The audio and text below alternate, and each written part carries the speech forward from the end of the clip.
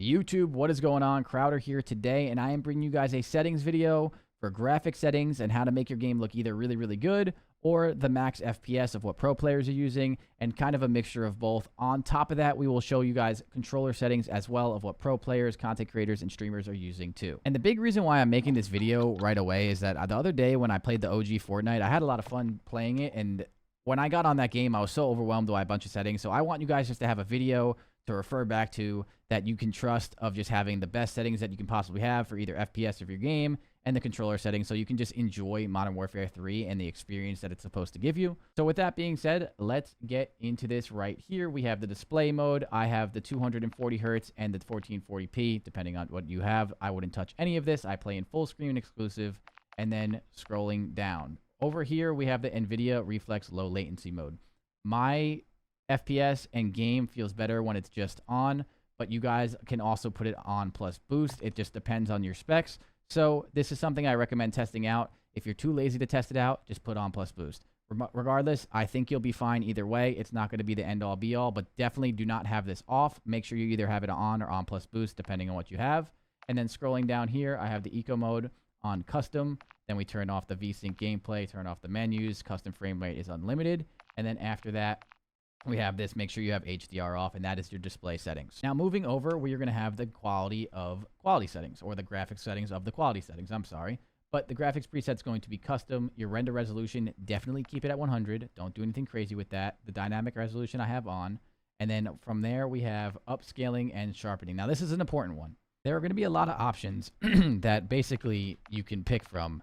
The fidelity cast is my favorite, or you can turn it off. I personally like having fidelity cast on, and the reason why is that if you don't have this on, the game is going to be pretty smooth, and it's just going to be harder to see, in my opinion. A lot of streamers and a lot of pros, basically all of them, use this setting, and if you click show more, I have the strength at 90. It makes the game look so much more sharp and crisp, and it's just beautiful. So I would definitely use that to start your settings off. I think it helps a lot. And then going down, we have the VRAM scale target. I have that at 90. The rate shading I have off. And then keep going down. So now we have details and textures. The details and textures, this is where it can be a little bit different. So texture resolution, you can see that I have it on high. I have a very good PC. So while I have a very good PC and I run it at high, I would recommend, if you're going for the most FPS, and especially at the pro player level where you're like, I don't care about my game, I don't care how it looks, I'm putting it on very low because I want the max FPS, or my computer's not very good, then you can definitely throw it on very low. I would recommend at least low if you can run it. I just think the game looks so bad when it's on very low, and even low, it doesn't look very good. So I do think the textures matter a lot when it comes to camos in the game in general. So I definitely would recommend having it on high if you can. But if you can't, and you're just trying to get FPS, definitely put it on one of the lower settings. And then it's the same thing with texture filter right here. I have it on high for the same reason, but this is also going to help you out a lot if you want to just put it on low. It's not going to be a crazy FPS boost, but some people are doing whatever they can to obviously get those frames because their setups aren't the best, or they just don't really care. So I have those both on high, but you can definitely put those on low if you want. Depth of field, never have this on. This is a terrible setting. It adds blur to out of focus regions. It says it right there. It just never have it on, ever. Then for the detail quality, you can actually see it up here. If you look at the flowers, where is it? Sorry, detail quality level.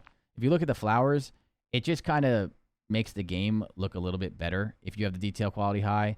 Again, this is not something that's going to absolutely slaughter your FPS. So if you have a good PC, you should probably put it on there, especially if you're just trying to make videos and content. But at the same time, if you just don't care about that stuff, turn it off. It doesn't matter. Or at least put it at normal. Either way, I have it at high just so my game looks better. And then we have, obviously, particle resolution. So particle resolution is at very low. This is just when things are exploding and the particles are flying around on the map. You can just see in the top left that you can make it look crisper. It just looks a little bit cleaner instead of that smoky, foggy, smooth look at it. This doesn't really matter. If someone throws a thermite at me or anything like that, I don't care what it looks like. I'm trying to run away. So I have that at very low. This is going to help you have more FPS. This is a good way to boost it. Very low. It doesn't matter if it's high. So this is something I wouldn't even recommend putting on high. Bullet impacts on. I like seeing the bullet impacts because I like doing the recoil control and just seeing what I'm working with the guns and when I'm trying to get better at the game. So bullet impacts is definitely nice to have. Persistent effects off. Shader quality high. Same thing with what I was saying. You can definitely run this at a little bit lower. Low looks pretty bad. I would say medium, but if you're going for max FPS, make it on low. If you're going for better quality, put it on high. Really doesn't matter that much depending on what you're going for. It's going to really kind of make that choice for you. On-demand texture streamings, off. Local texture streamings, low. And then shadow quality, I have low. This is something where the shadow quality doesn't matter. You can put it on very low if you want. I think low is enough. I wouldn't have this on high or normal just because I don't care what the shadows really look like. It's not something that I even pay attention to in game. So yeah, I don't know. If I see the shadow, I see the shadow. If I don't care how the shadow looks. So that's just something that just doesn't bother me. I put it at low. It's obviously better for FPS if you want it at very low. Cool.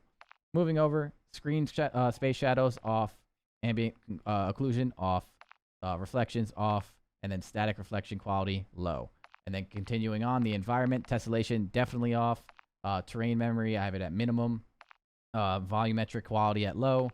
And then the physics quality off, weather grid off, and water quality off. So all of this stuff will definitely help you when it comes to FPS and boosting it. And I don't think any of those matter too much for the quality of your game. So I think you still have a very, very good looking game if you keep some of the textures on high, while also getting a lot of FPS if you keep most of this stuff off too. So it's definitely a good mix. And then we're going to move over to the view. And now this is where field of view is all preference to what you like. A lot of multiplayer pros, all your pro players, especially the ones that I coach in Atlanta FaZe, are going to be playing anywhere from 105 FOV to about 95 FOV.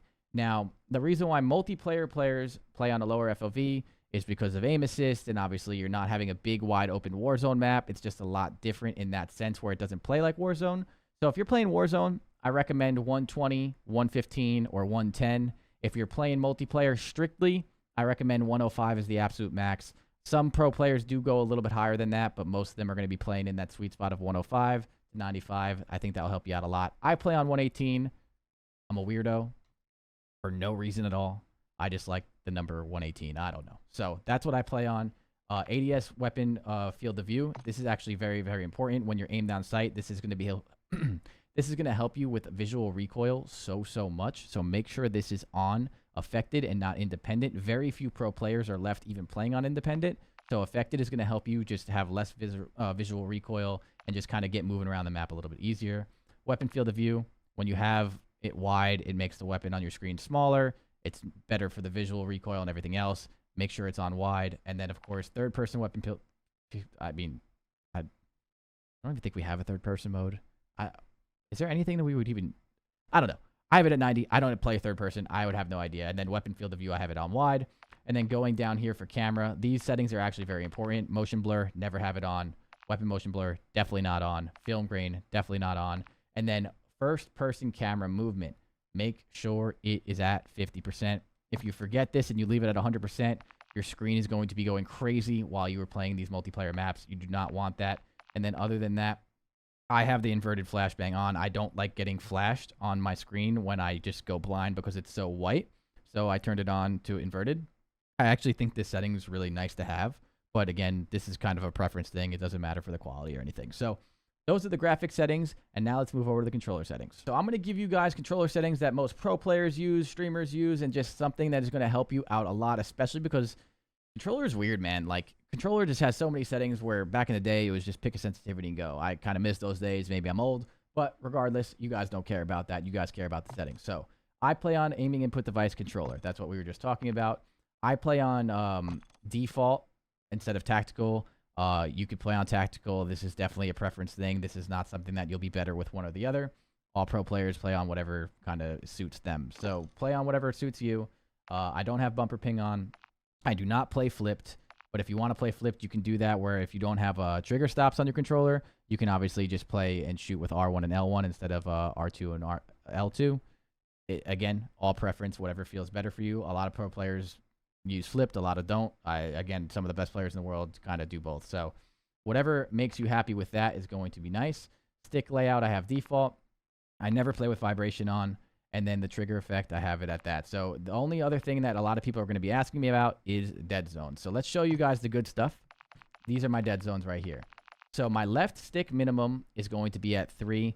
Left stick minimum is always going to be really low because you want to start moving and strafing and getting that rotational aim assist as soon as that stick starts moving. So the lower, the better for that without obviously getting stick drift or moving on your own.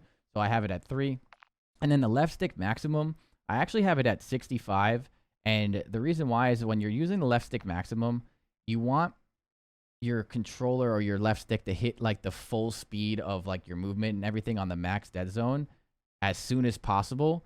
So instead of it being all the way out there to like hit the max where you have to like fully push it, it actually activates it to hit that auto tactical sprint and all that stuff a little bit earlier at 65.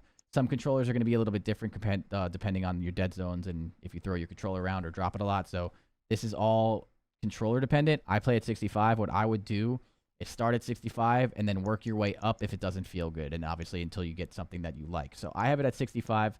Not the craziest setting to do. You can leave it at 99 if you really want. Just something very, very little that a lot of pro players actually do too. It's kind of just nice to have that while you can move fluid. So there you go for that. Now my right stick minimum, there's going to be a lot of people that wonder why I'm playing on such a high right stick minimum. I'm a weirdo. You know, Celium is one of the best players Call of Duty has ever seen. And with that being said, he plays at a 7 right stick. Every controller is going to be specific to the controller, again, with dead zones. But I feel like the lower the dead zone for me, like once I start getting to the 0s to the 3s, I feel like for some reason while I'm aimed down sight, I kind of like overstep my my aiming with my right stick. And I just feel like I'm a little bit more accurate when it's a little bit higher, where it's not super delayed and still feels good and still feels responsive, but it's not so responsive that like I touch the stick a little bit while I'm aimed down sight and like I kind of like drag off them. So this helps me a lot. Celium, in my opinion, has some of the craziest aim you'll ever see on a controller, and he plays at 7. So that's what we're doing with that. Right stick maximum, definitely don't touch that at all. The left trigger, I never touch. And then the right one, I do. Even though I have like the digital tap triggers on this controller where you can just tap it, I always have it at 0 for all of my controllers. So again, that's something you can leave at 13. Doesn't really matter. But I like shooting as quick as possible. As soon as I react and touch the button, I want it to shoot. So that's kind of why I have it there. If you get jittery and you kind of do that on accident, definitely don't have that on and just leave that at 13. Now, let's swap over to aiming. Horizontal stick sensitivity. I'm going to give you 2 sensitivities. This game, I'm on 661 again. I switch my sensitivities all the time. And that's just because I get bored. I'm a content creator. I don't know. I try some max sensitivities, low sensitivities, high sensitivities. Most pro players and some of the best players in the world are playing anywhere from 5.5 to 7.7 and a 1 ADS multiplier, maybe a 0.9 in ADS multiplier. That's just what most people are going to do. Celium's an outlier because he plays at a really high sensitivity, which I'm about to talk to you guys in a second. But I really like the 661 in this game. But at the same time, I played 9.6 and I loved it too. So 661 is a very, very good setting for just like the average player playing. If it's a little too fast, go to 5.5. If it's a little too slow, go to 7.7. That's what I would recommend the sweet spot. At the end of the day, do whatever makes you happy. But the one thing I'll say is when I was playing on 9.6 or 10.6, it was really nice to play on 10.6. And then if you obviously do the ADS multiplier, if you do 10.6 times like 0.7, that means when you're ADS, you're actually at 7 sensitivity. And so it's like you're whipping around and you can be really fast. But then when you ADS, like you slow down and you can kind of lock onto them. And the reason why I like the horizontal stick sensitivity, the horizontal stick sensitivity compared to the vertical, is that you actually can like swipe horizontally fast, and the vertical being a little bit slower doesn't make you like, you know, like swiping when you're just on 2020 where you're just like kind of everywhere. It kind of keeps you on like a horizontal line, and we're playing boots on the ground Call of Duty. No one's jetpacking in the sky. So it's kind of nice to be able to swipe left and right really, really fast and track people that are in a car, in a vehicle in Warzone, or track people that are running really fast or sliding really fast, which is obviously very important in this game.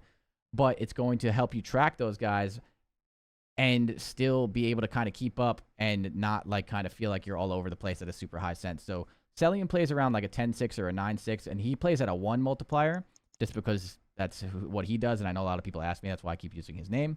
But in general, I played at 10.6 for a while, and I played at either 0.8 or 0.7. So it was kind of like playing at 7.7, but I was just faster from the hip, which was really, really nice. When someone would like run by me in a quick corner, I can quick snap. And then when I aimed in, I was like locked on and felt really good. So those are the 2 sensitivities I would recommend for you. Right now, I'm going to stay on 661. I guarantee you in 2 weeks, I'll be on like 10.6 again or something. I don't know. And then all the multipliers, I don't touch any of those. I don't touch any of this. This is all pretty default. Aim response curve, I do dynamic. Everything else is, again, default. And then target aim assist, make sure that is on. It is very important. And then aim assist type, Black Ops. So a lot of people say that you don't need to do Black Ops anymore. A lot of people say default's better. People say Black Ops better. I don't know. I personally think that Black Ops aim assist feels a little bit more sticky when it's just like when you're like trying to swipe to someone. It still feels a little bit better up close. The only thing I don't like Black Ops aim assist for is when there's multiple people that like slide a corner on you. It can be like really hard to like go back and forth between like one or two.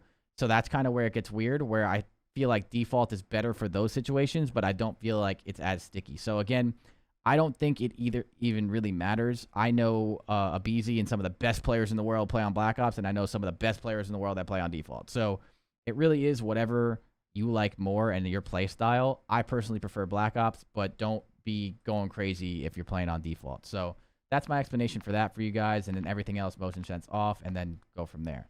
The last thing we need to do is the movement behaviors. This is very important. Auto tactical sprint back on, because we are back in a slide cancel game. You're going to need that. It's going to save your controller. Make sure that is on.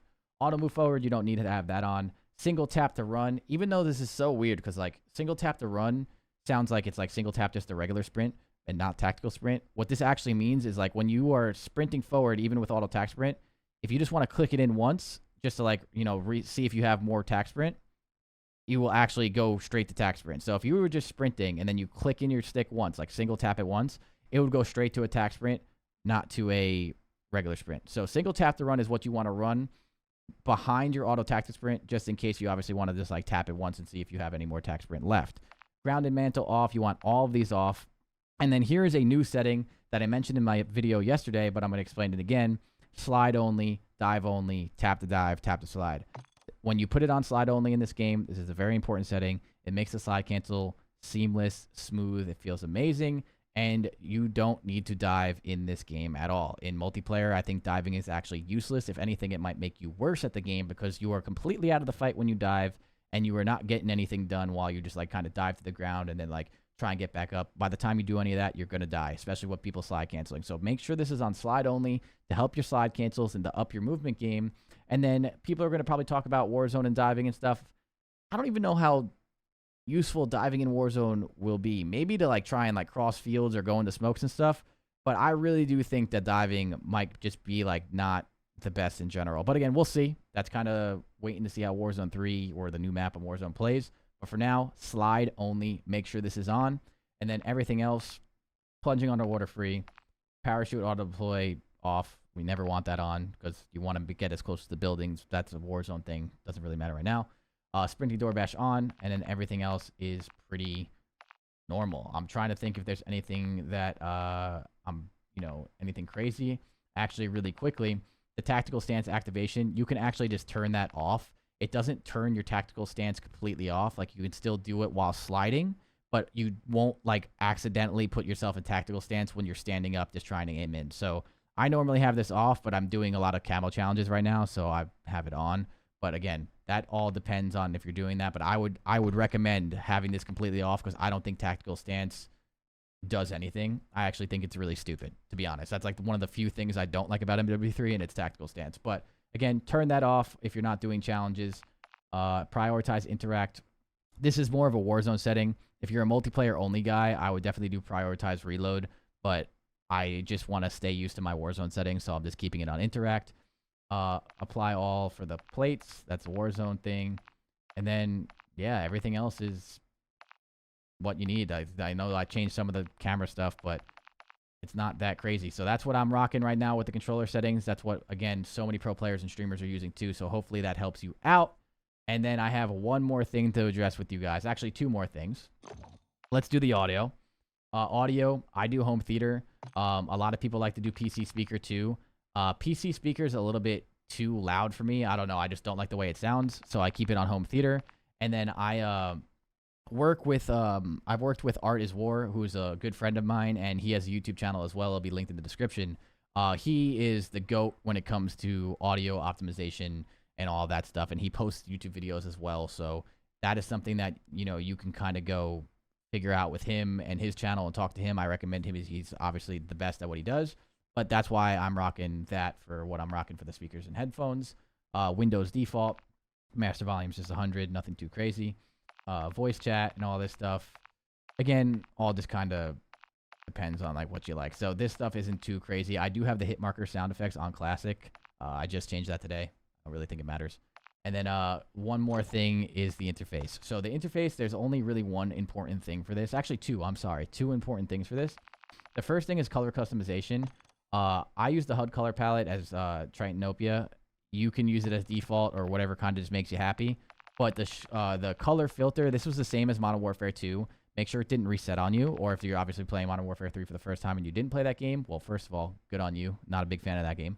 But Modern Warfare 3 is great, and if you want to make it look even better, color filter 2, make sure it's on both, and make sure the intensities are turned up both on 100.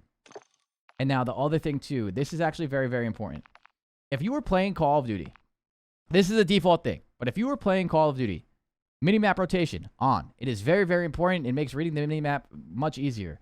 Red dots are back on the minimap in multiplayer. Minimap is your best friend. You see everybody looking up top to the left of the screen. You see all the people looking up. They're getting the information from the minimap of red dots, where people are at, where enemies are at, where teammates are at, and that's how you can predict spawns. Minimap rotation. Make sure it is on and make sure it is squared. The circle minimap just makes it smaller. You just want the square minimap. You see more. It's more visible. Very, very important. Crosshairs are on.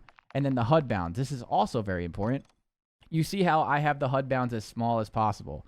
You don't want them to be basically what it should be, like to the edge of the monitor. And the reason why is the closer the minimap is to the center of your screen, the easier it is for your eyes to go from the center of your screen up to the left to see the minimap, to read where those enemies are shooting, to see the red dots, to see where your teammates are spawning, and so much other information. So make sure the HUD bounds are as small as possible, because this will actually help you out a lot to get that information faster for yourself. And that's something that I see a lot of people actually don't know about or do. So minimap is actually incredibly important. Make sure you're not sleeping on that. And then after this, everything else is pretty straightforward on this. So this is what I would do. I think this all helps a lot. And yeah, those are all the settings, guys. I hope you guys enjoyed this video. Make sure you always come back to this video if you need anything. If we have a new season, if we have another update or anything crazy, I'll probably remake videos like this just to keep these settings completely up to date for you throughout the YouTube world and throughout the grind of Modern Warfare 3 and Warzone 3. But yeah, hopefully you guys enjoyed this video. And as always, it's been your boy Crowder, and I'll see you guys next one. Peace.